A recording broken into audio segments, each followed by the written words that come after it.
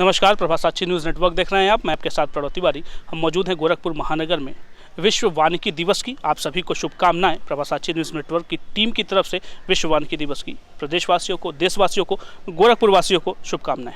आखिर पर्यावरण में किस तरीके के बदलाव हो रहे हैं और पर्यावरण संरक्षण के लिए हर कोई क्यों उत्साहित है? कहीं उसकी जागरूकता भी दिख रही है तो कहीं जागरूकता की कमी भी दिख रही है। तो आज विश्व वानिकी दिवस पे वन दिवस के रूप में मनाया जा रहा है। तो क्या है विशेष, क्यों मना रहे हैं वन दिवस को और क्यों आवश्यकता पड़ रही है वन संरक्षण की, इन सभी विषयों पे हमारे साथ बात करेंगे। डॉक्टर टेक्सो हैं हमारे साथ, डॉक्टर शोभित श्रीवास्तव हैं। आप साइंटिस्ट हैं और बहुत अच्छे तरीके से, वैज्ञानिक से भी बढ़कर, और मैं कहूँ तो जो इनकी रुचि है पेड़ पौधों से संबंधित चीज़ों में, पर्यावरण संरक्षण में, जिस तरीके से आपने कई आर्टिकल्स लिखे भी हुए हैं और आपके लिखे हुए आर्टिकल्स लगातार प्रकाशित भी होते हैं, लोगों तक पहुँच रहे हैं, वह भी काबिल तारीफ़ है। तो डॉक्टर शोभित श्रीवास्तव हमारे साथ हैं, उनसे जानेंगे इस पूरे वन के बारे में और जो आज वन संरक्षण का एक नया संदेश दिया जा रहा है उससे संबंधित क्या है, सारी चीज़ें उनसे जानने का प्रयास करेंगे। डॉक्टर शोभित श्रीवास्तव, आपका बहुत बहुत स्वागत है। जी, बहुत बहुत धन्यवाद प्रणव जी आपका, और बहुत अच्छा लगा कि आप इस मुद्दे पे हमेशा आते हैं और अलग मुद्दों को आप दर्शाते हैं कि ये चीज़ें होनी चाहिए। तो जैसा कि आज वर्ल्ड फॉरेस्ट डे यानी कि विश्व वानिकी दिवस है, इस अवसर पर मैं बस इतना ही कहूँगा कि ये जो दिवस है ना, ये हर दिन मनाना चाहिए, क्योंकि जो तीन चीज़ें हमारे पूरे जितने भी लोग हैं हमारे पूरे विश्व में, तीन चीज़ों के लिए हम काम करते हैं, यानी कि रोटी, कपड़ा और मकान। और अगर सही मायने में देखा जाए तो ये वनों पे ही डिपेंड है। बहुत सारे वन हैं, वृक्ष हैं, जिसके लिए जो हमें रोटी, कपड़ा और मकान ये सारी सुविधाएं देते हैं। लेकिन आज हम वनों को भूलते जा रहे हैं और बहुत सारे ऐसे वृक्ष हैं जो विलुप्त होते जा रहे हैं। तो मैं ये आपके माध्यम से ये कहना चाहूँगा कि हमें हर दिन एक वृक्ष ज़रूर लगाना चाहिए, एक पौधारोपण ज़रूर करना चाहिए, ताकि लोगों के अंदर ये जागरूकता है कि कैसे हमारी जो वनस्पतियाँ हैं उसके प्रति हम अवेयर हो सके। और वर्ल्ड फॉरेस्ट डे के लिए ये कहना चाहूँगा, ये सन 2012 से यूनाइटेड नेशन के द्वारा, असेंबली द्वारा पास हुआ था। कुछ जगहों पे 1971 से इसके बारे में बताया गया है। लेकिन जो समस्याएं हैं आज के दौर में, यानी अगर हम 2012 से लेकर के 2022 तक की देखें तो इस बार की जो थीम रखी गई है वो कहा गया है कि सस्टेनेबल डेवलपमेंट है और कंज्यूम्शन है, फॉरेस्ट कंज्यूम्शन के बारे में कहा गया है। तो फॉरेस्ट कंज्यूम्शन जो होगा वो किस तरह से हम पौधों के बारे में जानकारियाँ लेते हैं, इकट्ठा करते हैं, उसके बारे में बात कही जाती है। तो अब इसके लिए मैं ये कहूँगा कि जो पौधे हैं या जो वनस्पतियाँ हैं उनको संरक्षित करें, और जो वृक्ष हैं, जैसे अगर हम कंक्रीट के जंगल आजकल बना रहे हैं या जंगल जो बन रहे हैं वो कंक्रीट के बन रहे हैं, तो इन कंक्रीट के जंगलों से हमारा जीवन बचने वाला नहीं है। हमें ऐसे वन चाहिए, हमें ऐसे जंगल चाहिए, ऐसे वृक्ष चाहिए जो हमारी संपदा को बचा के रखें, क्योंकि एक वृक्ष से सिर्फ मानव जाति ही नहीं, बहुत सारी और भी प्रजातियाँ जो होती हैं वो संरक्षित होती हैं, वो बसती हैं, अपना घर बसाते हैं। ये बात होगी। जी सर, देखा जाए कि जिस तरह से आपने भी वन संरक्षण की बात आप कर रहे हैं, लेकिन आज का जो भौतिकतावादी युग है, आजकल लोग आधुनिकता की तरफ पलायन कर रहे हैं, आधुनिकता को भी स्वीकार कर रहे हैं और कहीं ना कहीं हमारा जो पर्यावरण है वो क्षति पहुंचा रहे हैं। तो उनको क्या खास संदेश देना चाहते हैं कि आधुनिकता से भी जुड़े लेकिन अपना पर्यावरण संरक्षण जो है वो मुख्य उद्देश्य? जी हाँ, ये बहुत ही अच्छी बात आपने कही है। सबसे बड़ी बात यह है कि हम लोग आमतौर पर ये चीज़ें मिस करते जा रहे हैं कि मेरा ये मानना है, अगर हम अपनी स्टैंडर्ड ऑफ लिविंग यानी जीवन जीने की कला को अगर बैलेंस करके रखें तो हमें लगता है हम सही दिशा में बढ़ सकते हैं और संरक्षित कर सकते हैं। लोगों की स्टैंडर्ड ऑफ लिविंग बढ़ती जा रही है, जिसके कारण पर्यावरण और वन जो हैं वो विलुप्त होते जा रहे हैं।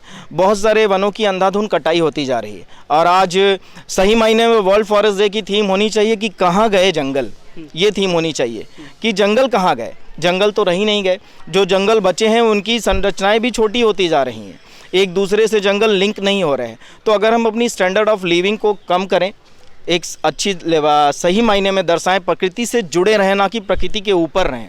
हमें प्रकृति के साथ रहना है, वन संपदाओं के साथ रहना है, तो हम अच्छा कर सकते हैं। आप अपने आप को बढ़ाइए, हमें सबको अपने आप को आगे ले जाना है, सुविधाएं देनी है, सड़क बनाने हैं, तो पर उसके साथ साथ हम कितना संरक्षित कर सकते हैं वनों को, उसके प्रति भी रहना चाहिए। बहुत सारे वन, जैसे हम लोग एक अभियान चला रहे हैं पनियाले को लेकर के। आने वाले समय में ये गोरखपुर की पहचान हुआ करता था पनियाला, पर अब इस समय वो विलुप्त होता जा रहा है। आने वाले बच्चे बहुत सारे जो हमारे दादाजी जाना करते थे पक्षियों के बारे में, उन पक्षियों के बारे में हम नहीं जानते, और जो हम जानेंगे वो हमारे बच्चे नहीं जानेंगे। तो प्रॉब्लम क्या है कि चीज़ें विलुप्त हो रही हैं और हम एक दूसरे से कनेक्ट नहीं हो रहे हैं।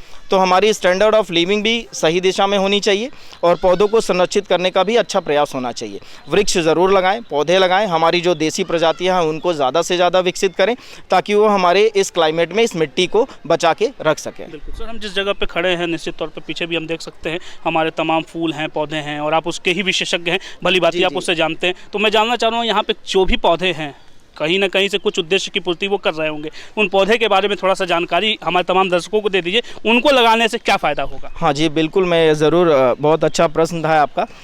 पौधे, हर एक पौधे का अपना महत्व है, कुछ ना कुछ इम्पोर्टेंस वो है। अगर माँ प्रकृति ने उसे यहाँ धरती पे जीवन दिया है तो उसका अपना एक महत्व होगा।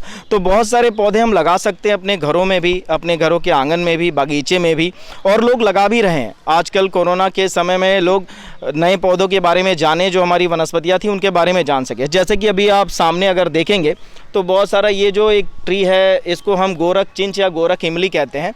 इसकी वनस्पतिक नाम जो है वो एडेंसोनिया डिजिटाटा है, जो ये इसको डेड रेड ट्री भी कहा जाता है।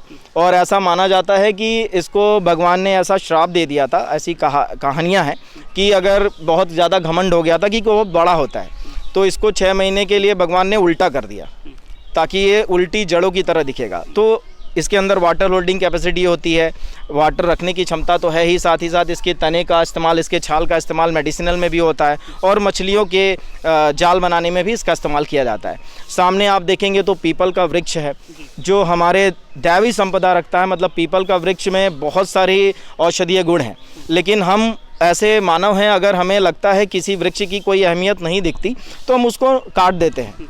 पर आज के दौर में पीपल के वृक्ष जो ऑक्सीजन, यानी बरगद, पीपल, पाकड़, गूलर, ये जितने भी वृक्ष हैं ये सब औषधीय गुणों के साथ ऑक्सीजन देने का काम करते हैं। तो हमें इन वृक्षों को भी संरक्षित करने की आवश्यकता बहुत ज़्यादा है। एक अंतिम प्रश्न था सर डॉक्टर शोभित आपसे कि हमने देखा है कि इससे पहले भी आपसे संवाद हुआ है तो आपने तमाम तरीके के पेड़ों के बारे में बताया है जिसको हम संरक्षित कर सकते हैं अपने घर में भी और उससे काफ़ी लाभ प्राप्त कर सकते हैं। तो मैं चाहता हूँ कि तमाम दर्शकों को वो जानकारी दें ताकि हम सुरक्षित भी रह सकें और पर्यावरण को संरक्षित भी कर सकें। जी हाँ, बहुत अच्छा प्रश्न है आपका। बहुत सारे पौधे हैं ऐसे और बहुत सारे वृक्ष भी हैं। तो सबसे पहले हम नॉर्मली घरों में है पारिजात का वृक्ष, जिसे हम पारिजात या हर सिंगार या फिर रात की रानी भी कहा जाता है उसको।